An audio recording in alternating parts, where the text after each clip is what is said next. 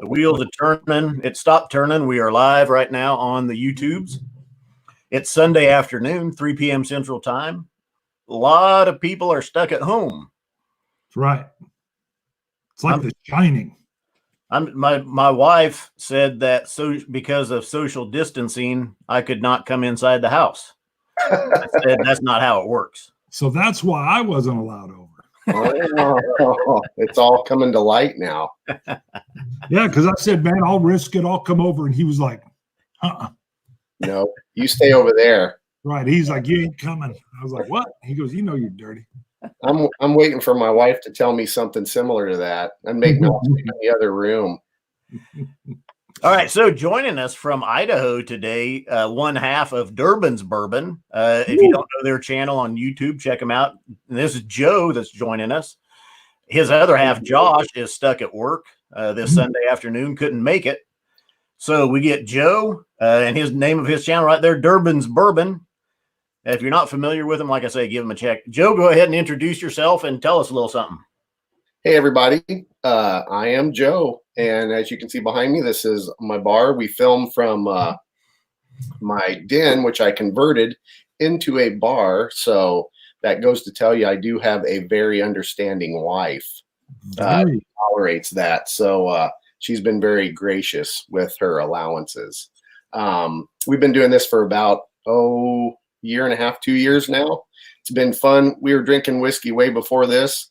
I thought I would just start a channel. So if you look really far back in our channel, you'll see some pretty corny videos from me with a cell phone video and me making cocktails. So we're slowly improving a little bit at a time, but this is a exciting thing for us. I'm sad that Josh couldn't be here, but maybe next time. Well, it looks good. And your bar looks like it's second kissing cousins with Scott's bar with your lights. I like it. Pretty close. I like these lights. You can change colors, and it's a blast. Well, and so it's been a while. Bart and I got out of the live stream business for a while. We got back in a couple months ago. I think, Joe, you're probably the first channel that we've done a collaboration with, brought back in. Oh, wow. And when I was looking at your bar and your videos to say, what do we talk about?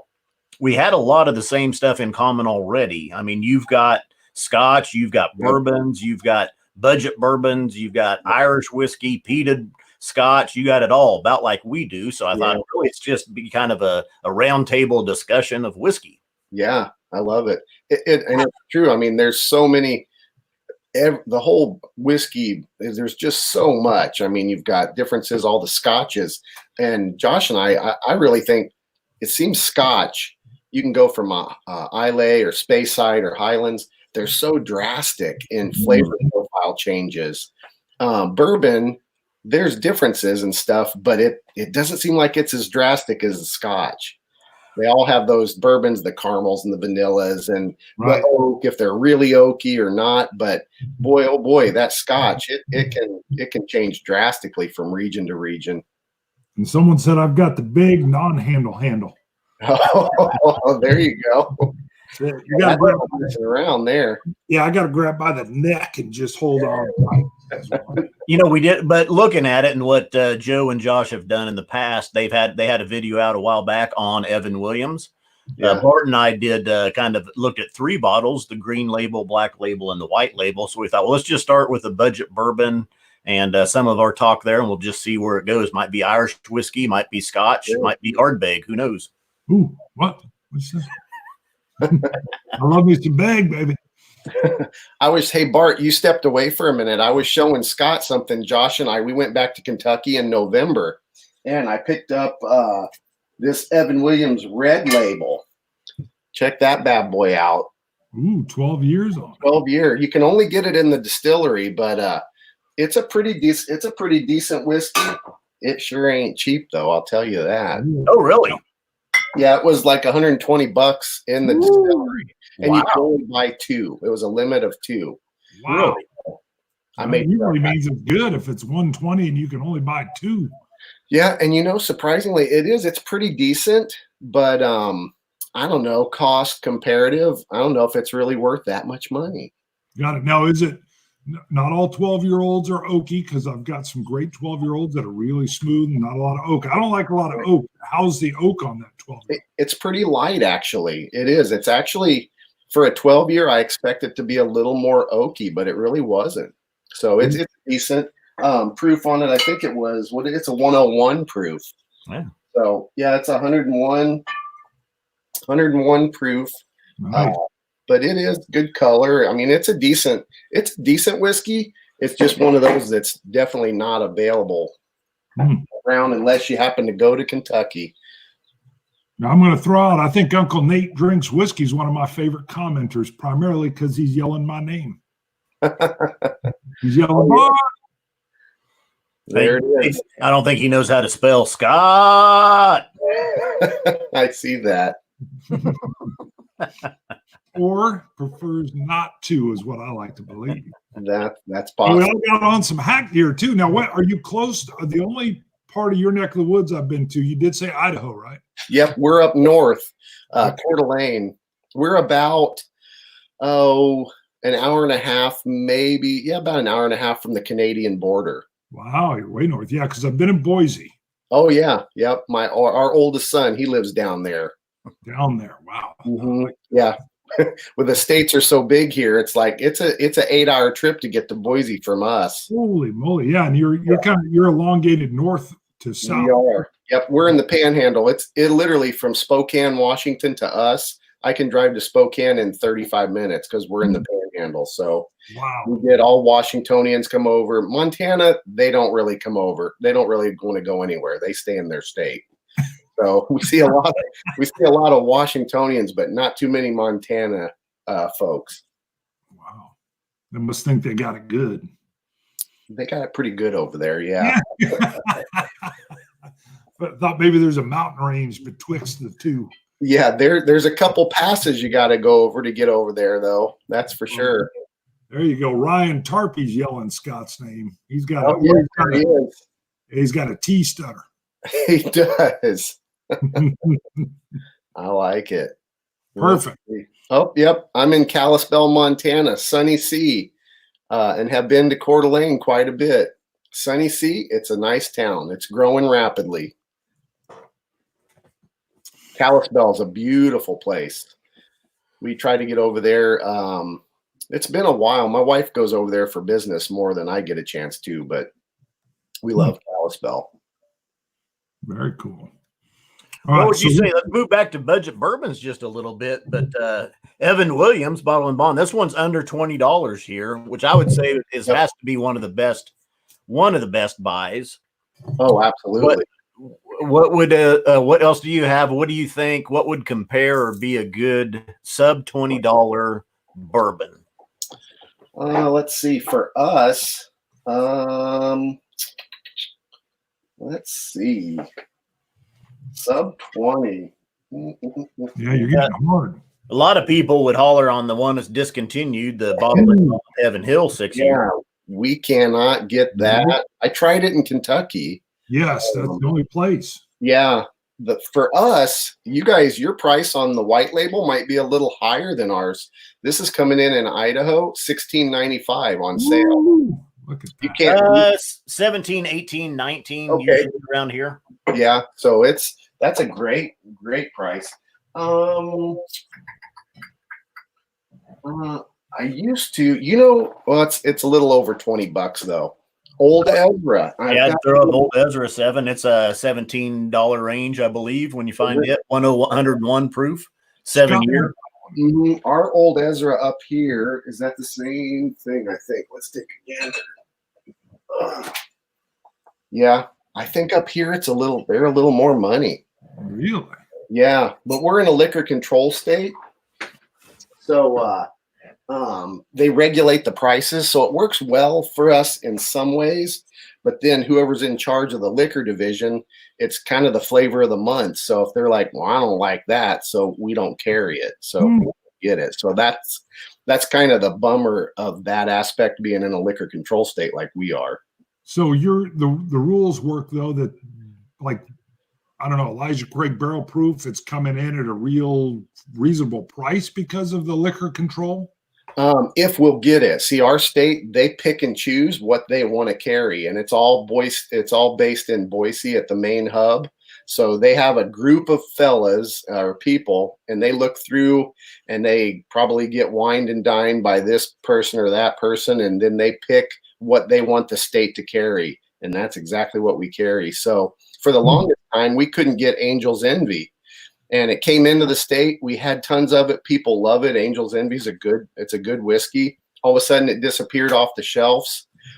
So I went to one of our local liquor stores, who they all know me and Josh. We go in there all the time. And she said, "Can you put a special request in?" So we did through the state, and they start doing a little research, and all of a sudden, we're getting Angel's Envy again. So we got lucky. And now it's been in the stores ever since. And price point on it, I think it's going in, gosh, what is it? It's under $60, but I think it's 40, 49. It's pretty close to $50 a bottle. Up here. Yeah, 40, I think 40, 45 range. If you can, there's some markets that have it for about that. It's 60 in ours, which is a little high for it. I mean, like, it's a good whiskey. Yeah, if you could find it for the 45 range, it's much better. I agree. Now, Ryan Tarby is asking, what's our thoughts on Joseph Magnus triple cask? Now, is that just the Joseph Magnus? Yeah, I have never. Or do they have this one, or do they have a new one out? Because this one is triple casked. Oh, yeah. Call it that. So their standard Joseph Magnus is triple cask. Yeah, it's PX, Oloroso sherry, and cognac. Yeah, if it's that, it's very good, and it gets better the longer you let it kind of sit around. Yeah, I've noticed that on a lot of whiskeys. You let them sit and oxidize just for a minute, open them, and the flavors change. And a lot of whiskeys, they get better. It's quite a few I've noticed that with. You open them and they're kind of harsh.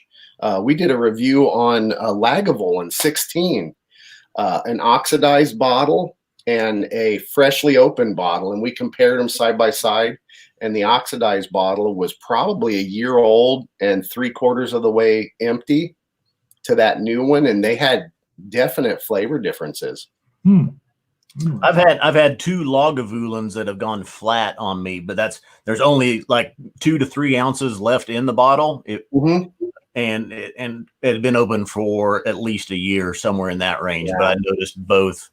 And a lot of people will downsize the bottle, when they get down that small take, and put it in like a 4-ounce bottle, something like that, which is what I should have done. Yeah, I've got some whiskeys behind me that I either drink them or I should decant them down to smaller, because you start getting, just that little bit, and the oxygen, they get flat.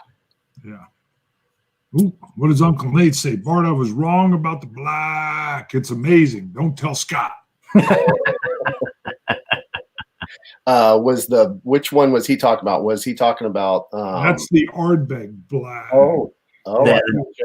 The new committee release from Ardbeg, the annual one that they do. Wow. This coming Saturday, we've got a versus between the Lefroy Carchus and that Ardbeg black, and that will be worth tuning into because I think we both have. I won't speak for Scott. I have some surprising things that happen. Nice. Hey, there's buddy of mine, Christian May. Cheers from Hayden, Idaho. Woohoo! Christian, good to see you on the channel, brother. He's a good buddy of ours. He's followed our show for a long time. Awesome. Good people. Throws a heck of a Christmas party. Oh, wow. So let's go back to the beginning, Joe, with your channel, and kind of, what got you started, or what did you think you would be doing, and kind of where are you at now?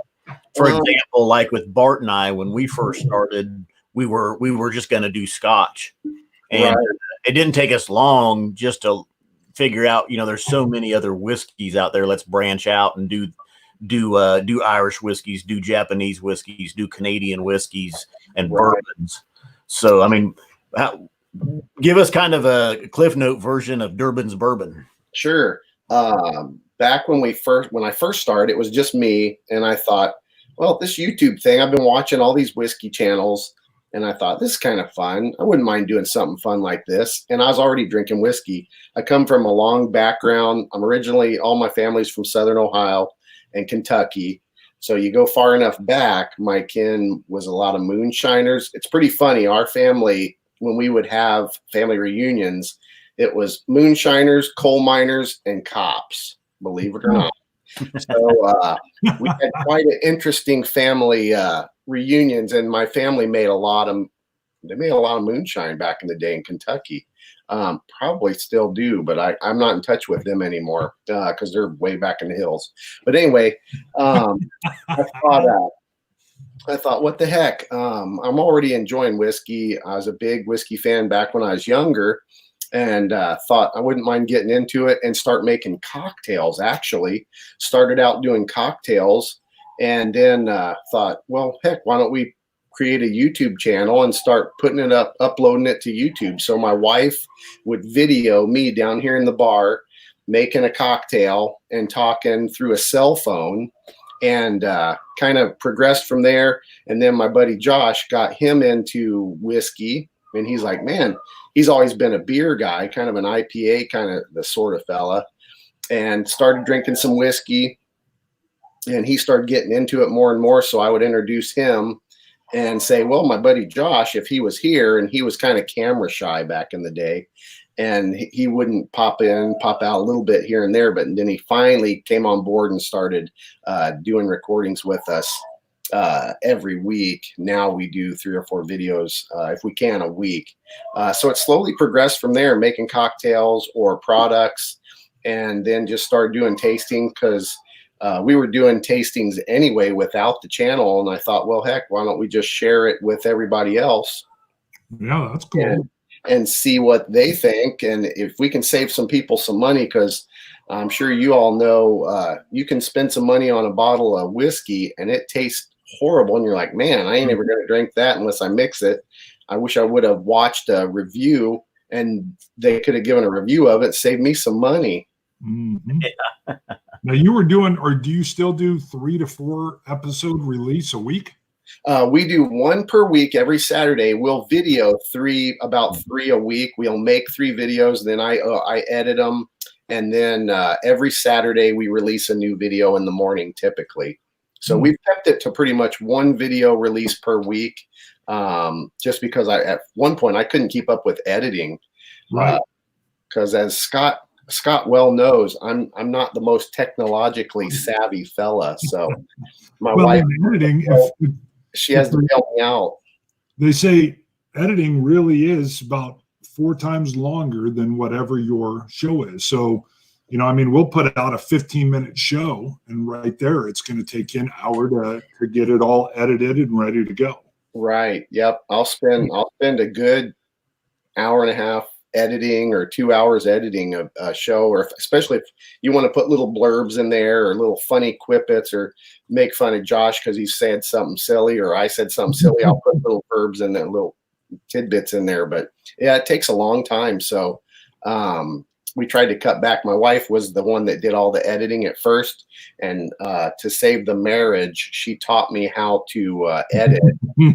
She was getting pretty sick of looking at me and Josh's face and listening to the earbuds to edit. So she's like, you're going to learn to do this or whatever, or else. So I did. Got it. Now, so you're saving people money, and Mark Brown says Scott and I are costing him money. I see that. And Brian Campbell just subscribed to our channel. Thank you very much, Brian. I appreciate it, buddy. Very cool. That's very cool. We appreciate it. We always thought, and you guys probably feel the same way when you're doing a show and you're reviewing. I try to look like, if someone's sitting on the other side of the bar, that we're just having a conversation with them.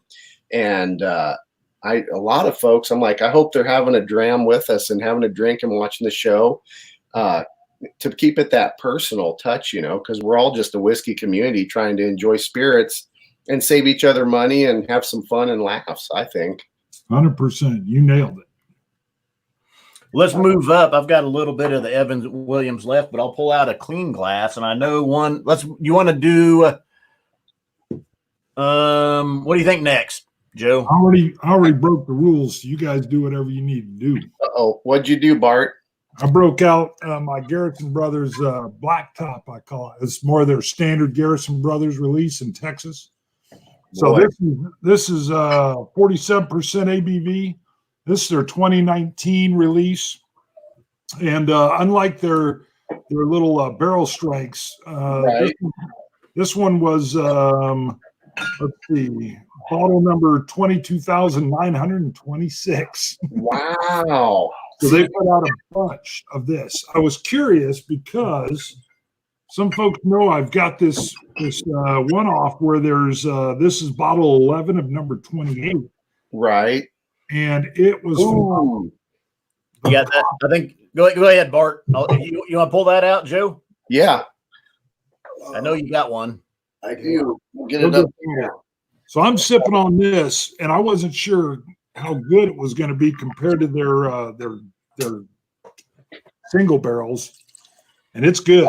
It's really good. I've never had a chance to try any of that Garrison Brothers because we definitely do not get it up here. I mean, they ain't gonna. We just never see it. Hey, we got Daniels in from Europe. Now, we were talking about this yesterday, Joe. We did a little test run, but Yeah.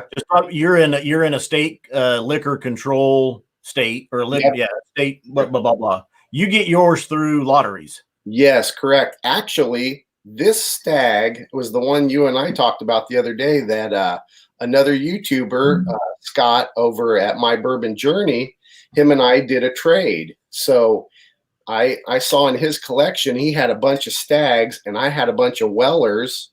And he said, boy, I sure could use one of them. And I said, boy, I sure could use that stag. And he goes, well, how about I ship you my bottle? You ship me one of your bottles and we'll do a bottle swap. Because for the life of me, I could not win a freaking stag in our state. But I won 3 Wellers over the years. And so I was kind of fat on the Wellers. I'm like, man, that's a great trade for me. And by golly, we shipped them clean across the country. He's on the East Coast and I'm practically on the West Coast. We like to say we arranged for him. That's right. Yeah.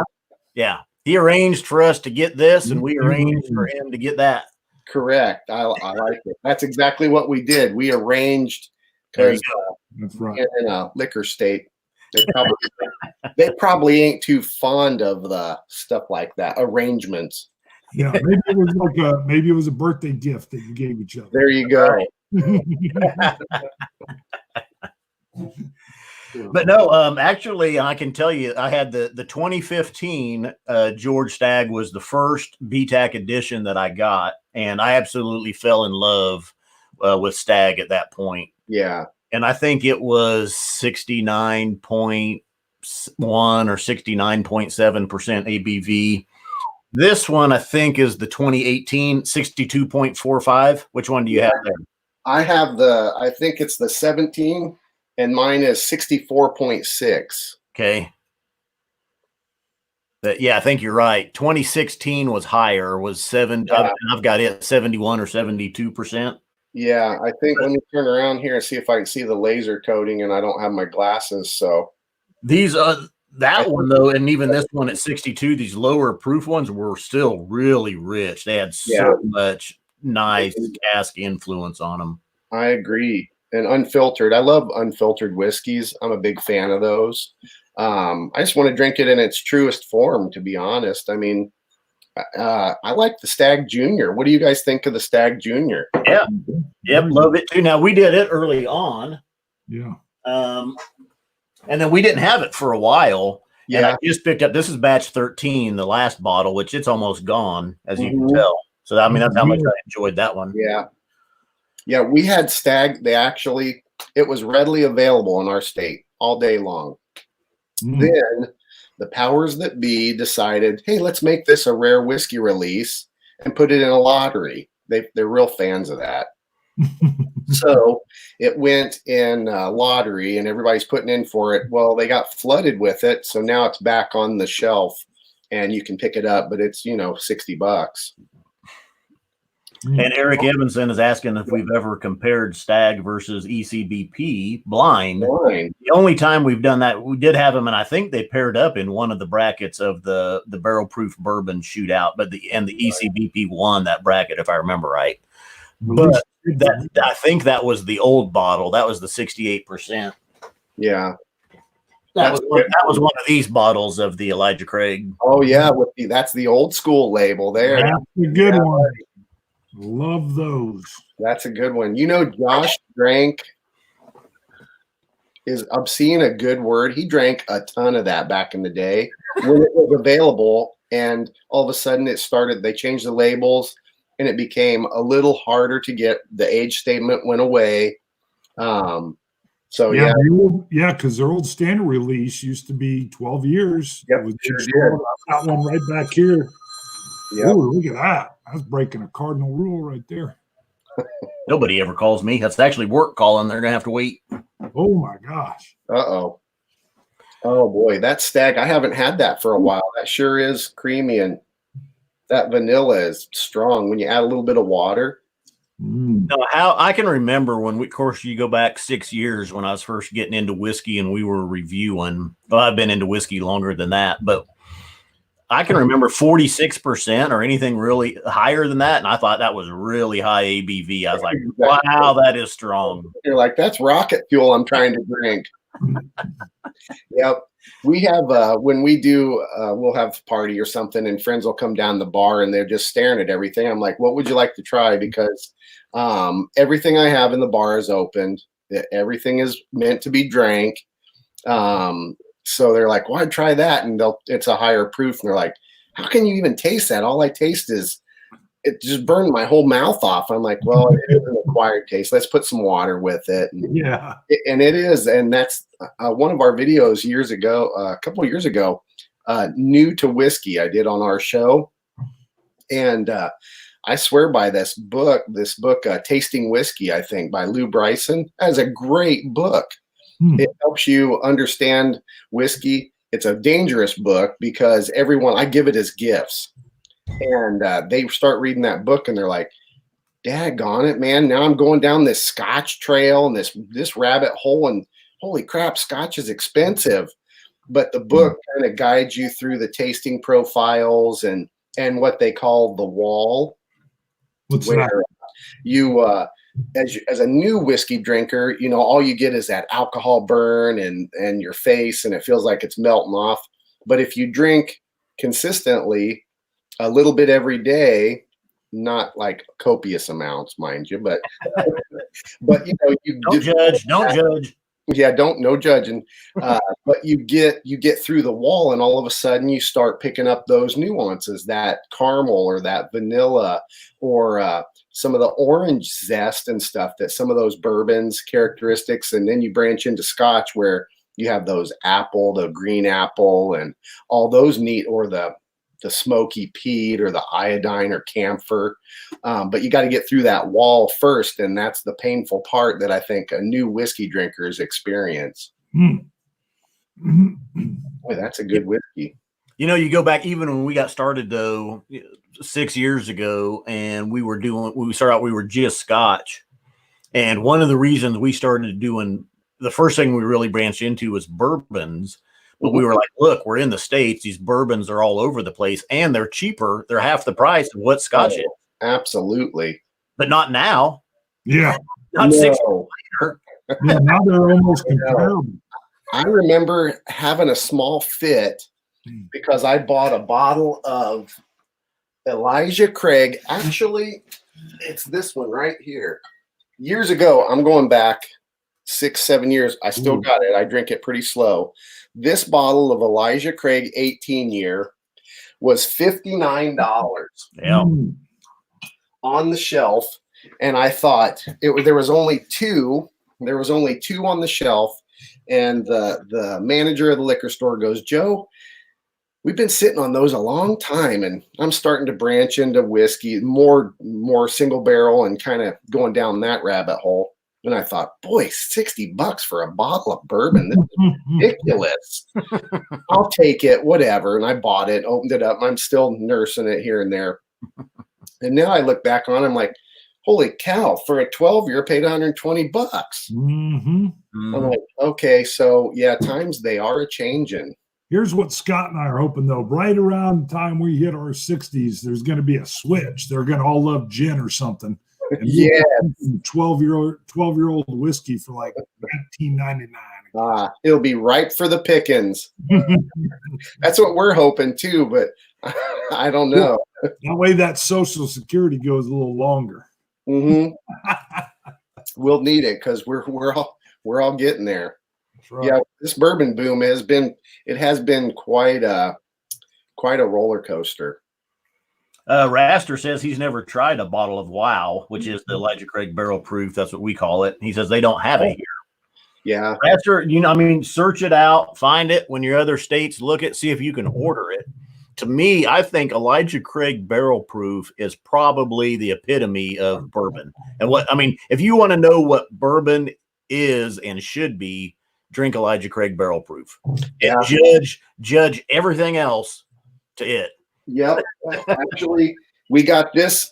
This was down at the distillery in Kentucky. It's the Elijah Craig barrel proof, 136.8 ABV. Yes. And it's a barrel proof, a 12-year-old. They put it on the side of the label, and it is a great bourbon. It is. It's a no joke, though. I mean, Josh and I did a review of it. It'll creep up on you. That high proof, you got to add a little water and stuff. That's one of my favorites.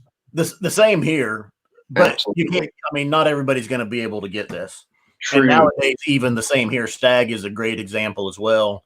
Yep. This used to be in all of our stores here. Now it's allocated. You're lucky if you find it, and they're charging $80 or $90 for it. Ooh. We're still in Idaho with the Stag. We're still $59, and now it's back on the shelf. So when you can buy it, I'll buy one or two. And I think I got a little bit of a stockpile now. But that's a great bourbon too. Good strong notes with the Stag Junior. So we've recommended that a lot. If people can't get the antique collection Stag, you grab that other Stag, and it's a great whiskey. I went on an old fashioned kick where I was making old fashions out of the Stag, and looking back now, I'm like, boy, I probably should have picked a cheaper whiskey, but it sure holds up well to an old fashioned. Now, Eric Evanson has a good question. Now, here's what I love ECBP, but I haven't found a lot of flavor differences between their different batches, at least recently. From the Stag? No, on the Elijah Craig barrel proofs on the different batches. I agree. I think there's some minor differences. We've never really sat down and just looked at them and compared them and tried to see which batch was better. To me, they're all good. If you see it, pick it up. Yeah, it is. It's a consistent whiskey. I mean, it's very consistent throughout. Yeah. Now, my favorite, though, I can tell you still is in the old bottling, and it's the first one that we had was the 69.7%. Yeah. In the old bottles, they didn't do batch numbers. You had to look at the ABV because the ABV would vary from batch to batch. But correct. Yeah, 69.7 was the first bottle we ever got of it, and we were both just blown away by it, and probably still my favorite. Yeah. It looks like Daniel Vermes, he's I'm going to Idaho. Yeah. So is everybody else, Daniel. Are you guys getting crowded there? Yes, unfortunately we are. We're getting our little town. I'm going back 30 years. Coeur d'Alene used to be 28,000. Now we're pushing, good grief, 50,000.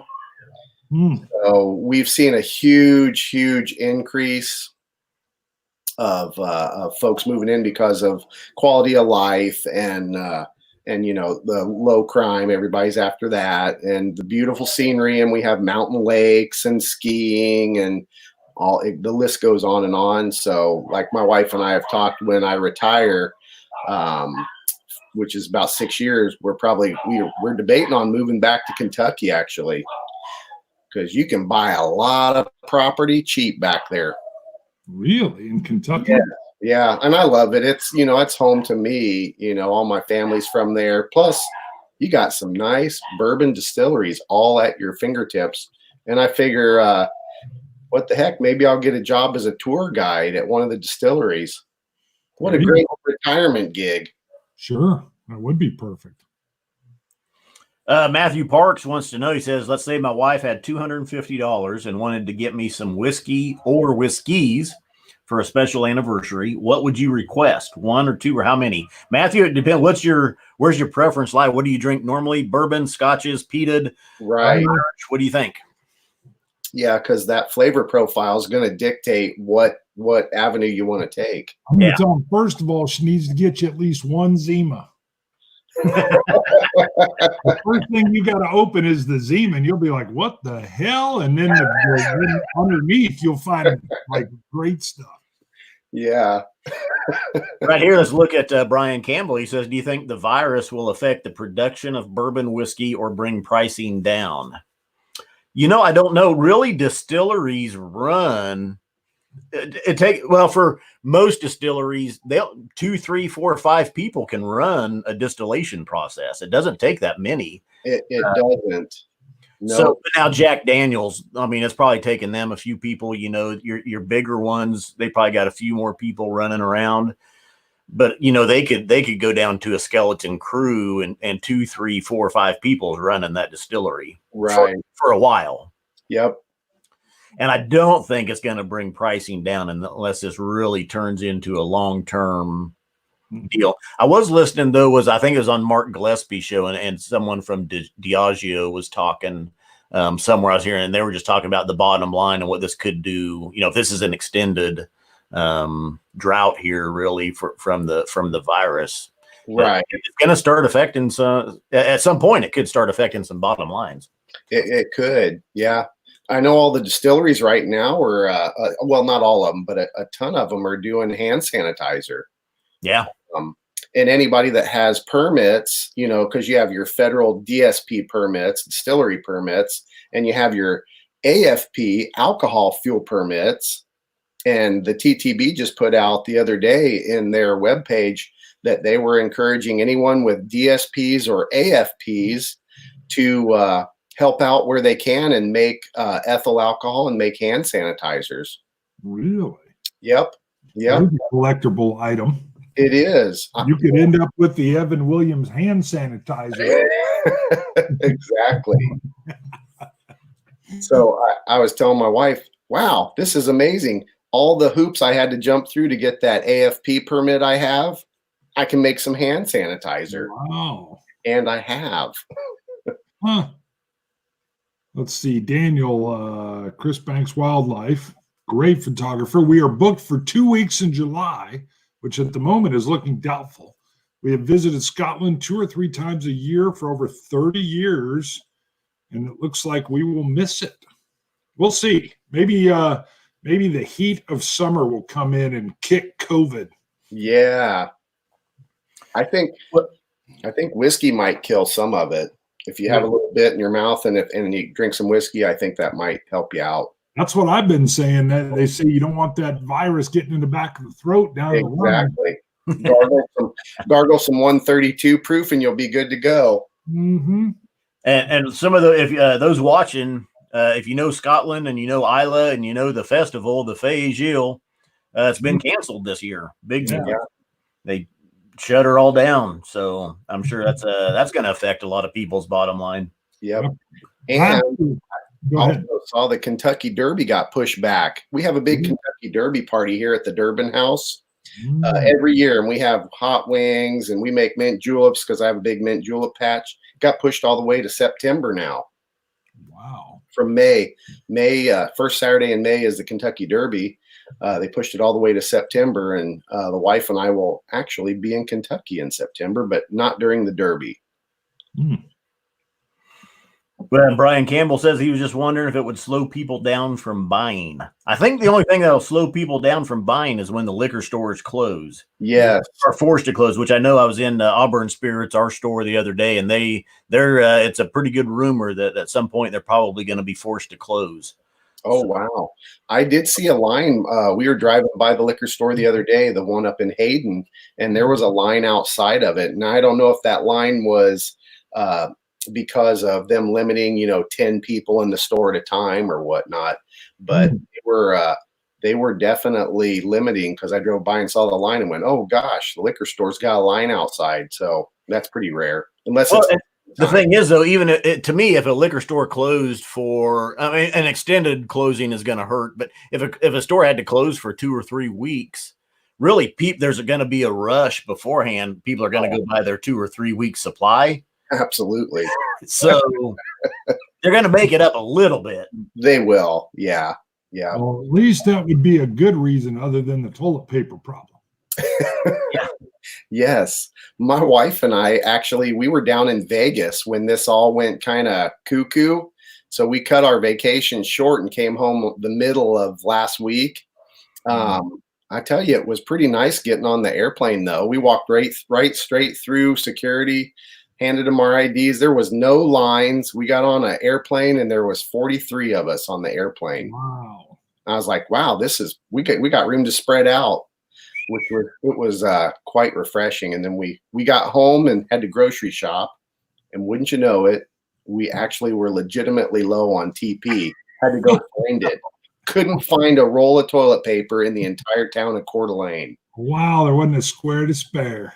No, but luckily we had we had friends that were like, hey, I got you. I got you. And then another buddy of mine who's a whiskey guy, he texted me and said, it was like a drug deal. He was like, hey, buddy, I got a 24 pack of Charmin, super soft. I tell you what, I know you got a stockpile of Weller 12 old school model. I'll trade you this 24 pack ultra soft Sherman my kids can do without for a bottle of Weller 12. And I went, no. Yeah. I would have held up with my Weller 12. a washcloth and a bar of soap is what I would have held up. Absolutely. I couldn't agree more. That's the only thing I got to say. Everybody's worried about the toilet paper. If you do run out and the stores are out, you're at home. Just take a shower. Absolutely. That's all you got to do. And most people are at home anyway. So yeah, go figure. But yeah, and it's back in our stores. I just happened to have to get up in the morning and be at the store when it opened. Yeah. And then go in and it was pandemonium. People were buying shopping carts of toilet paper. I'm like, good grief. You just got to sit back and laugh. I came home and poured myself a drink and laughed about it. Yeah. I always thought it would be ammo that people be buying. I never thought it'd be toilet paper. Yep. I do have a funny story. One of our neighbors is a Pepsi guy. He delivers Pepsi. And one of our local gun stores, being this is Idaho and everybody has guns here in Idaho. Mm-hmm. Somebody went into the store. He was delivering his Pepsi products there. And he asked, how's it been in here for your guys' store with all this COVID-19, all this silliness? And she goes, it's a zoo in here. Some fool just came in here and spent $5,000 on guns and ammo. And then he was asking the people at the counter, where do the bullets go? Oh, no. That's no joke.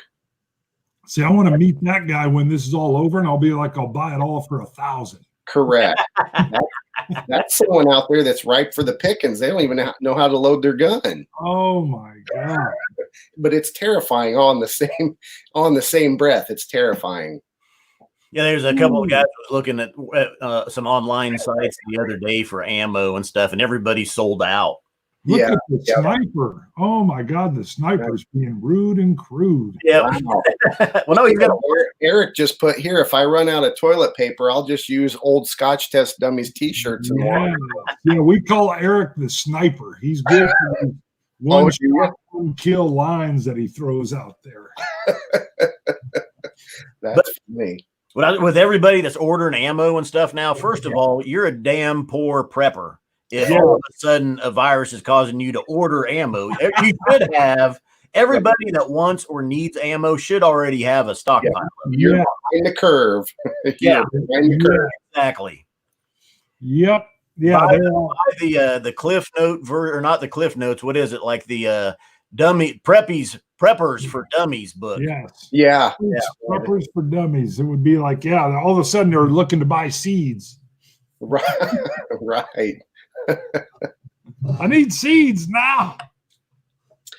I like your bar too. Your bar down there too, Bart. I like your color scheme. It's red, and I happen to have used the same red in my bar. Ooh, there you go. Yeah, I like that and all the wood. And then we were able to. We haven't done a new poster in a while, but we love these two posters. Yeah, those are sharp. Yeah, we had our that was probably our second 12 hours of boom, and then we did a whole well, we had Make America Peated Again, and then someone said that wasn't non-political enough, so we had to come up with the Pete poster with our Android head. Well, no, it was too political. It swung the pendulum this way. We needed to add a counterweight and bring it back. Yeah, because we didn't mean it to be political, just funny. So then we did that. That's like the Obama style picture, but it's got our Android head in it. Right. Yeah, that's sharp. And I remember when you built those shelves actually with the pipe and everything. Yeah. Yes. We actually took your design, and when we built Josh's bar over at his house, his shelves, his are just like yours, actually. Mm-hmm. We took that great design, super durable. Oh yeah, I know. I love it. But even when I did this first kind of shelving right here, I said, well, the good thing with this is easily expandable. Mm-hmm. And within a few months, I was expanding here, and I did a few things different, which I did a second video on. And then after a while, I was expanding a third time and a fourth time over there. But now I'm out of expansion room. Right. I told him I'll just help him drink his way out of the problem. There you go. I ran out of room because I decided to put one of my safes in my bar. Well, I put the safe was here first, and so I had to build the bar around it. And I'm like, I wish I wouldn't have put that gigantic Cabela's safe in here, because I could put a whole nother shelf and a little table for people to enjoy cocktails. But got to have some place to put that ammo that, if you're smart, you got some. Right. You should have a top shelf with me. There, my Bourbon Journey joined us. He says, "Cheers, guys. Hope everyone is safe. We hope you are too, Scott." Yes. Yep, absolutely. Art Sanchez wants to know if we do our own artwork for shirts and coins. We come up with the ideas, and then we have a graphic designer that does the work from there. Right. So let's see. I finished off that stag, and now I'm debating on.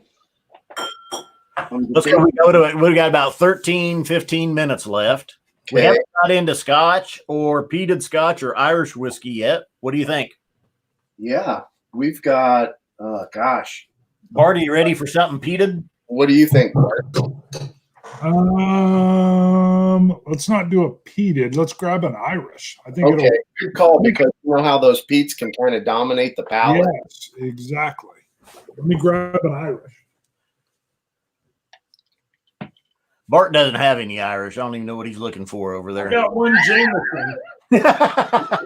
You know, we just tried that Jameson Black Barrel.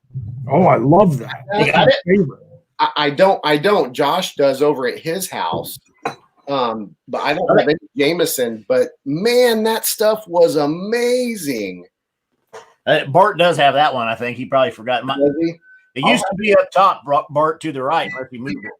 I'll have to go outside. I don't. That's over at Josh's house. Oh. But I'll pour another Irish with you guys. Let's see.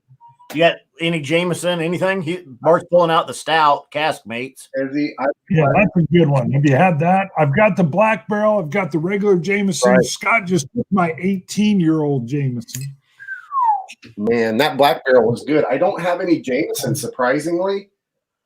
I was a Bushmills guy that I really liked. So let's go. I'll pull a something unique. Bushmills 16 year. There you go. That sounds good. I've got some Bushmills too. Yeah, that's a good one. It was one of my favorites.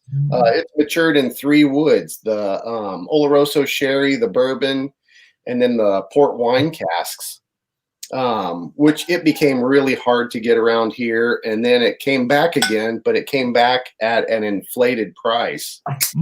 So it was $98 all day long, which is kind of spendy for a Scotch, for an Irish. But now it had a price increase, and I think it's coming in about 120. Yeah.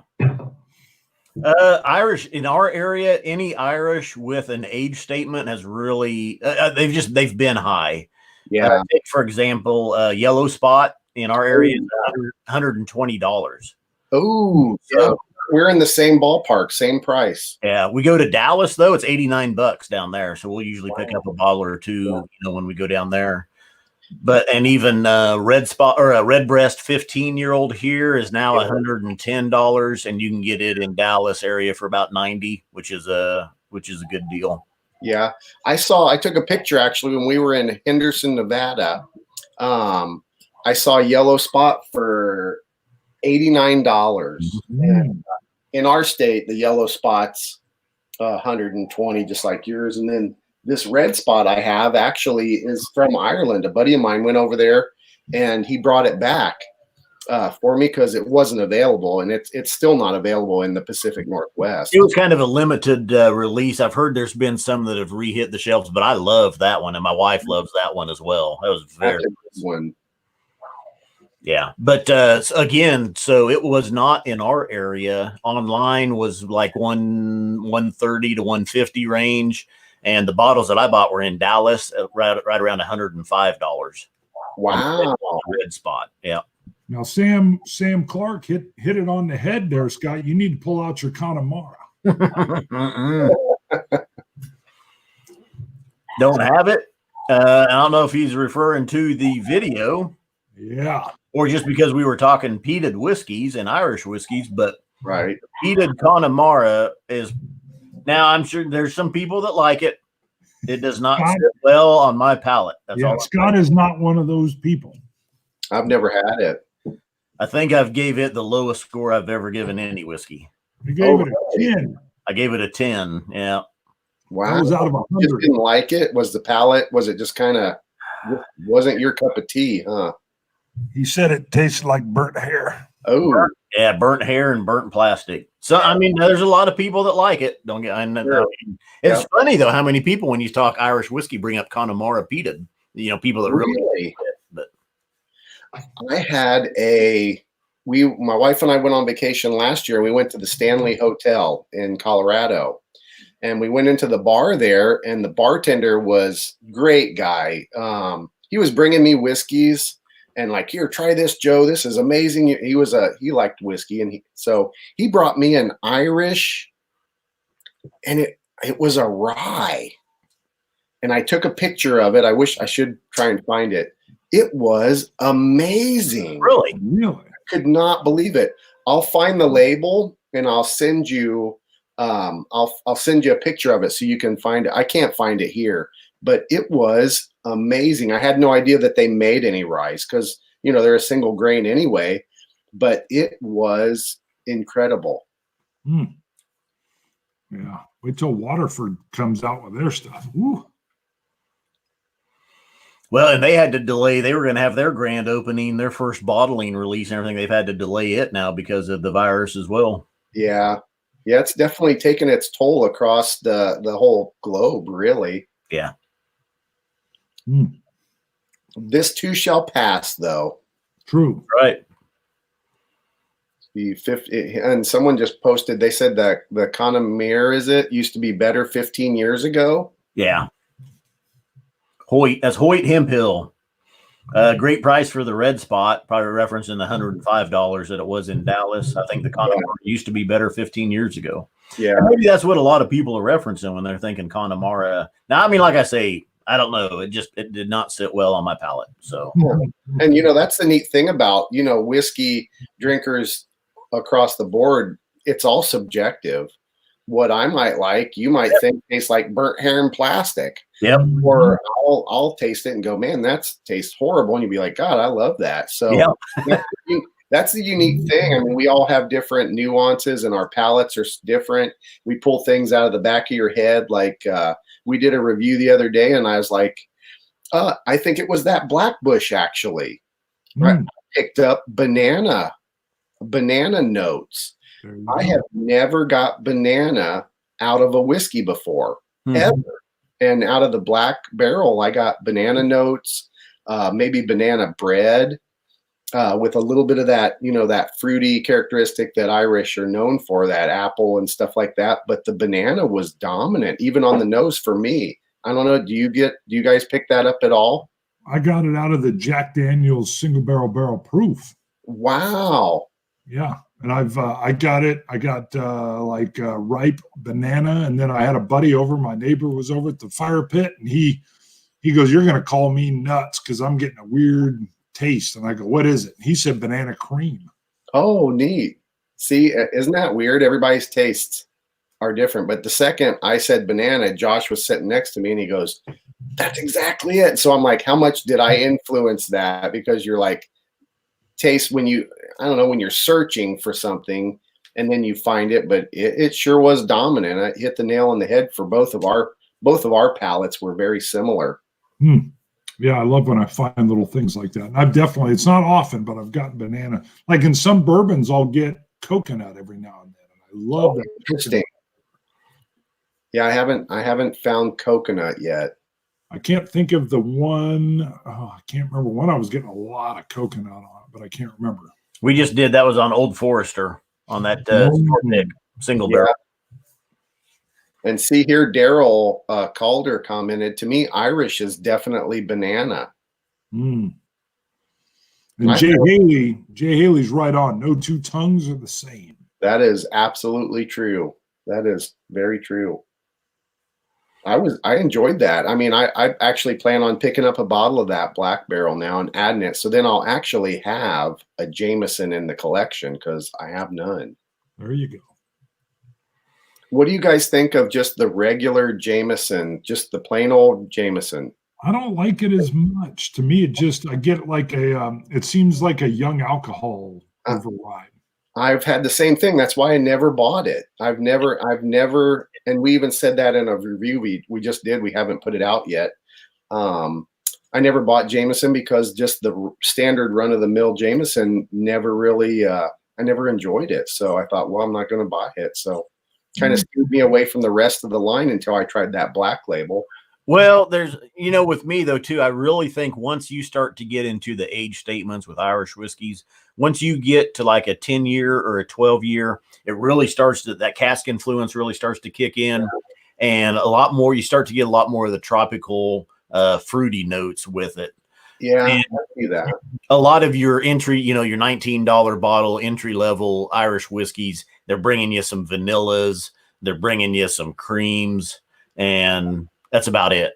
Yeah. So, but once you get to about that 10-year, 12-year mark with Irish whiskeys, they really start to branch out and bring in more of that fruitiness. Yeah. So, I know Matthew Parks asked a little bit ago if I couldn't buy what would be my next bottle outside of Redbreast for Irish whiskey. And I mean, there's some good ones out there. I've got some Tullamore Dews that are good with aged. Yeah, I've got some Teeling. Teeling's doing some good stuff. The Yellow Spot would be one of my favorites as well, outside of Redbreast.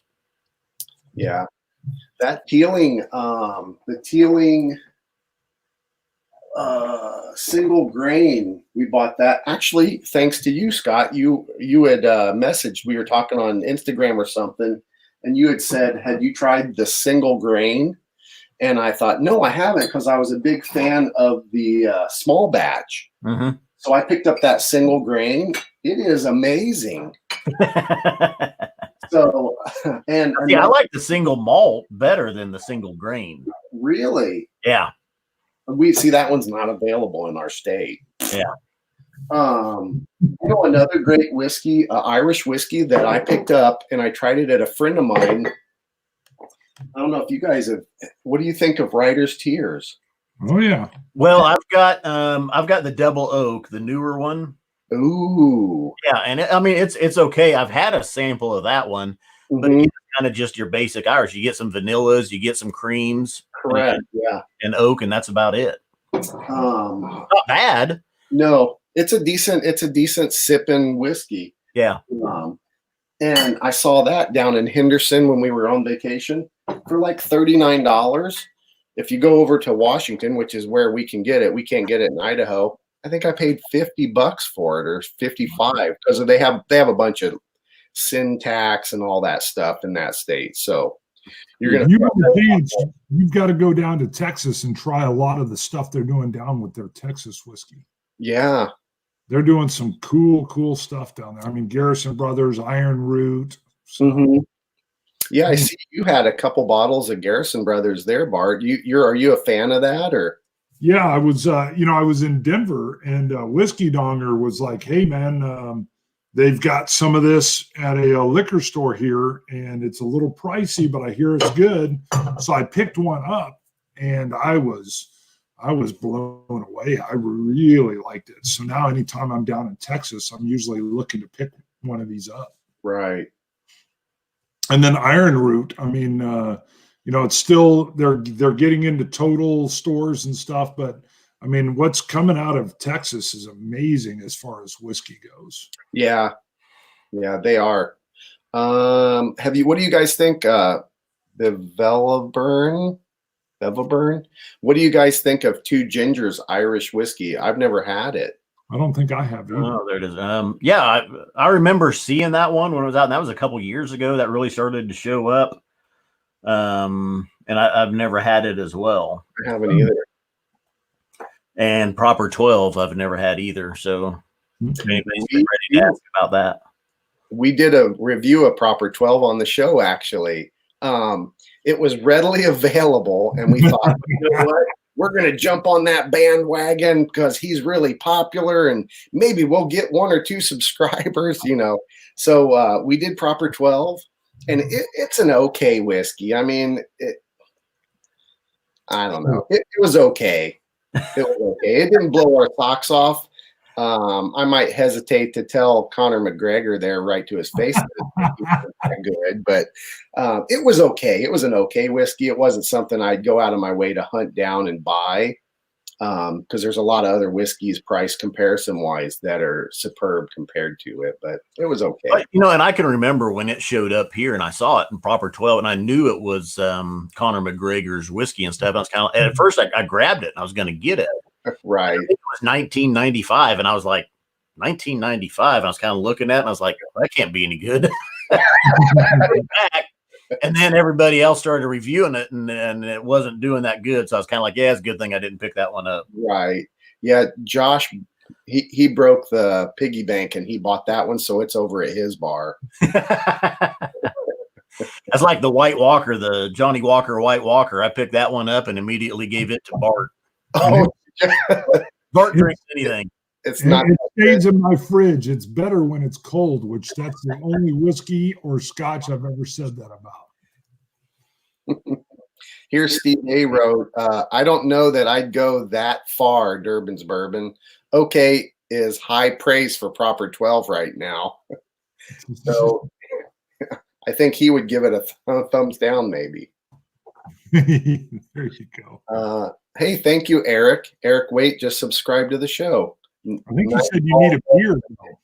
He said nice bald heads, but they need beards. He's a beard fan.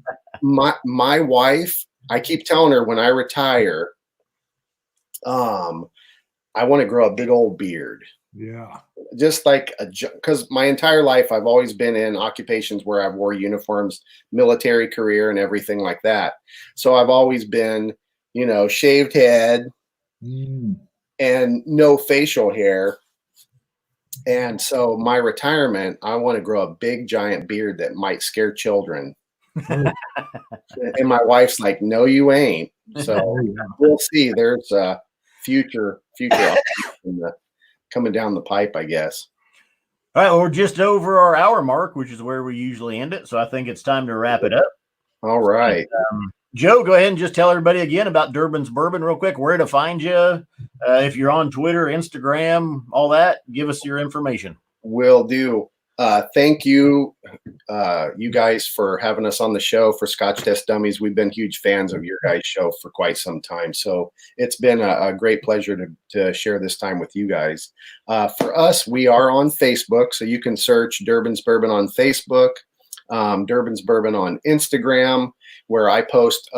Instagram's a little more personal stuff. I'll post if we're kayaking on the lakes here in Idaho and whiskeys and all that stuff. We put a lot of videos up on Instagram when Josh and I were in Kentucky because we could get that uploaded right away as we were going to like Wild Turkey and stuff like that. And then our Durbins Bourbon page here on YouTube. So that's our 3 venues that we use. Instagram probably is one of the heavier ones where I post quite frequently. If I make a new cocktail, I'll put a picture up there, or I'm trying new bitters or something. I'm always putting stuff up on Instagram because it's so convenient. But this has been a blast. I really appreciate it. Yeah, tell Josh that since he wasn't here, we were going to send you guys a bunch of whiskey or something like that. And since he wasn't here, we're not getting it. Oh, the amount of ribbing that he is going to get for not being able to make it. I have ammo for years. So he has got a plethora of just me insulting him now for not being able to make it. Perfect. All right, well, thanks everybody tuned in. Joe, hang on the line here. We'll continue offline for a little bit, but Scotched it, you Scotch gods. What did you say? What was that first part? What? I said scotch it, you Scotch gods. Sound like you flubbed it a little bit there. And let's see, what do I do? As always, enjoy whiskeys and bourbons any way you like. Cheers, everybody. There you go. Cilantro, dummies.